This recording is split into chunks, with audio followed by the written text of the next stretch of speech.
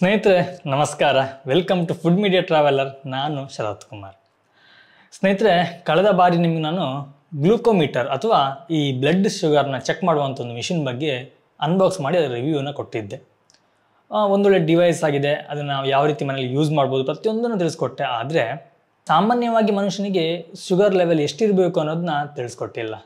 ತುಂಬ ಜನ ನನಗೆ ಕೇಳಿದ್ರಿ, ಶುಗರ್ ಲೆವೆಲ್ ಎಷ್ಟಿದ್ರೆ ಆರೋಗ್ಯವಂತ ಅಂತ ಹೇಳಿ ನಾವು ಪರಿಗಣಿಸಬಹುದು ಅಂತ ಹೇಳಿ. ಅದಕ್ಕೋಸ್ಕರವಾಗಿ ಈ ಒಂದು ಮಾಹಿತಿ ನಿಮಗೋಸ್ಕರ. ಅದಕ್ಕಿಂತ ಮುಂಚೆ ನೀವು ನಮ್ಮ ಚಾನಲ್ಗೆ ಹೊಸಬರಾಗಿದ್ದರೆ ಇವಾಗಲೇ ಸಬ್ಸ್ಕ್ರೈಬ್ ಮಾಡ್ಕೊಳ್ಳಿ. ಹಾಗೆ ಪಕ್ಕದಲ್ಲಿ ಬೆಲ್ ಐಕನ್ನ ಕ್ಲಿಕ್ ಮಾಡಿ ಆಲ್ ಆಪ್ಷನ್ನ ಸೆಲೆಕ್ಟ್ ಮಾಡಿ ನಮ್ಮ ಇದೇ ರೀತಿಯ ಪ್ರತಿಯೊಂದು ವಿಡಿಯೋಗಳ ನೋಟಿಫಿಕೇಶನ್ ಪಡಿಬೋದು. ವಿಡಿಯೋ ಮಿಸ್ ಮಾಡಿದ್ರೆ ಮೊಟ್ಟ ಮೊದಲು ನೀವು ನೋಡ್ಬೋದು.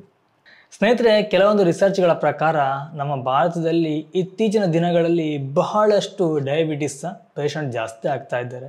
ಡಯಾಬಿಟಿಸ್ಗೋಸ್ಕರ ಬೇರೆ ಬೇರೆ ರೀತಿಯ ಔಷಧಿಗಳನ್ನು ತಗೊಳ್ಳುವಂಥವ್ರು ಕೂಡ ಜಾಸ್ತಿ ಆಗ್ತಾ ಇದ್ದಾರೆ. ಈ ಡಯಾಬಿಟಿಸ್ನ ಕಂಟ್ರೋಲ್ ಮಾಡಬೇಕು ಅಂತ ಹೇಳಿ ಹಲವಾರು ಡಾಕ್ಟರ್ಸ್ಗಳಾಗಲಿ ಅಥವಾ ಆರೋಗ್ಯ ತಜ್ಞರಾಗಲಿ ಎಲ್ಲರೂ ಕೂಡ ಉತ್ತಮವಾದಂತಹ ಆಹಾರ ಶೈಲಿ, ಜೀವನ ಶೈಲಿ, ಹಾಗೆಯೇ ಉತ್ತಮವಾದಂತಹ ವ್ಯಾಯಾಮಗಳನ್ನ ಮಾಡಿ ಅಂತ ಹೇಳಿ ಶಿಫಾರಸು ಮಾಡ್ತಾರೆ. ನಮ್ಮ ಈ ಬ್ಯುಸಿ ಜೀವನದಲ್ಲಿ ನಮಗೆ ವ್ಯಾಯಾಮ ಮಾಡುವಂಥದ್ದಾಗಲಿ ಅಥವಾ ಸರಿಯಾದ ಆಹಾರ ಕ್ರಮವನ್ನು ಅನುಸರಿಸೋದಾಗಲಿ ಬಹಳ ಕಷ್ಟ ಆಗುತ್ತೆ.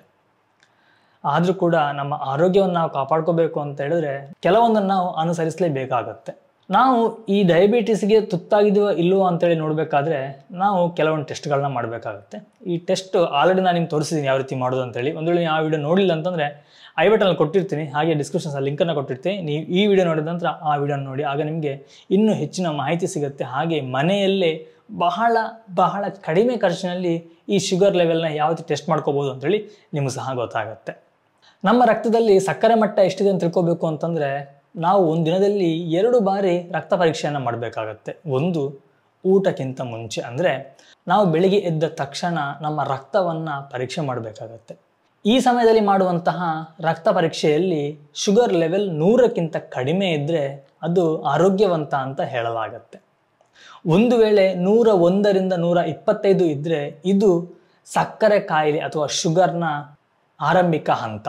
ಈ ಸಮಯದಲ್ಲಿ ನಾವು ಡಾಕ್ಟ್ರನ್ನ ಕನ್ಸಲ್ಟ್ ಮಾಡಬೇಕಾಗತ್ತೆ. ಈ ಡಯಾಬಿಟಿಸ್ಗೋಸ್ಕರ ಏನೆಲ್ಲ ನಾವು ಮಾಡ್ಬೋದು ಅಂತೇಳಿ ಈ ಡಾಕ್ಟರ್ ಸಲಹೆ ತಗೊಂಡು ಅದಕ್ಕೆ ಬೇಕಾದಂಥ ಮೆಡಿಸಿನ್ಗಳನ್ನ ಮಾಡಬೇಕಾಗತ್ತೆ. ಇನ್ನು 126ಕ್ಕಿಂತ ಮೇಲೆ ಇದ್ದರೆ ಅದು ಕನ್ಫರ್ಮ್ ಡಯಾಬಿಟಿಸ್ ಅಂತೇಳಿ ಹೇಳಲಾಗುತ್ತೆ.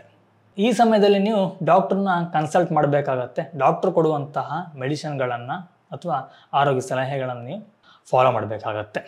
ಇನ್ನೊಂದು ನಾವು ಪರೀಕ್ಷೆ ಮಾಡುವಂಥದ್ದು ಊಟ ಆದ ನಂತರ ಅಥವಾ ಬೆಳಗಿನ ನಾವು ಉಪಹಾರ ತಗೊಂಡ ನಂತರ.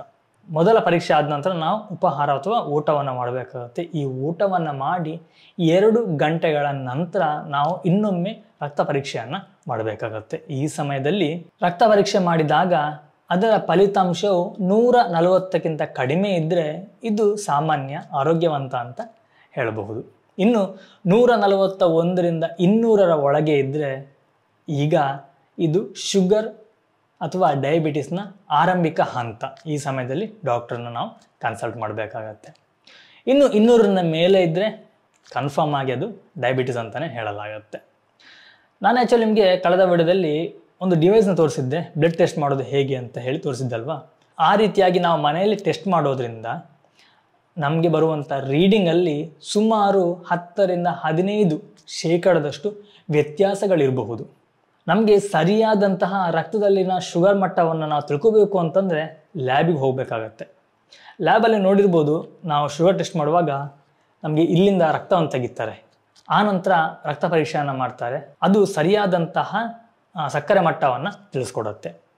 ನಾವು ಮನೇಲಿ ಮಾಡುವಂತಹ ಈ ಬ್ಲಡ್ ಟೆಸ್ಟ್ ಏನು ನಾವು ಮಾಡ್ತೀವಿ ಡಿವೈಸಲ್ಲಿ, ಇದು ಬಂದು ಒಂದು ತಾತ್ಕಾಲಿಕವಾಗಿ ಅಂತ ಹೇಳಬಹುದು. ಇದು ನಮ್ಮ ರಕ್ತದಲ್ಲಿನ ಸಕ್ಕರೆ ಮಟ್ಟವನ್ನು ನಾವು ಸಾಧಾರಣವಾಗಿ ಅಳೆಯುವಂಥ ಒಂದು ಮಿಷಿನ್ ಅಷ್ಟೇ. ಇದು 100% ಕರೆಕ್ಟ್ ಅಂತ ಹೇಳಲಿಕ್ಕೆ ಆಗೋದಿಲ್ಲ. ಹಾಗಾಗಿ ಇದರಲ್ಲಿ ಟೆಸ್ಟ್ ಮಾಡಿದ ನಂತರ ನಮಗೊಂದು ವೇಳೆ ಸಾಮಾನ್ಯವಾಗಿ ಬರುವಂತಹ ರೀಡಿಂಗಿಂತ ಜಾಸ್ತಿ ಇದ್ದರೆ ಒಮ್ಮೆ ನಾವು ಹೊರಗಡೆ ಹೋಗಿ ಲ್ಯಾಬಲ್ಲಿ ಟೆಸ್ಟ್ ಮಾಡೋದು ಒಳ್ಳೆಯದು.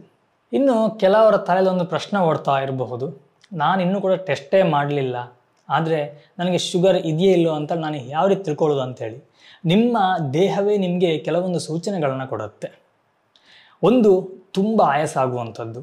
ನಾವು ಏನೇ ಒಂದು ಮಾಡಲಿಕ್ಕೆ ಹೋದ್ರೂ ಅತಿ ಬೇಗವಾಗಿ ನಮಗೆ ಆಯಾಸ ಆಗುವಂಥದ್ದು. ಮತ್ತು ಅತಿರೇಕವಾದಂತಹ ಬಾಯಾರಿಕೆ.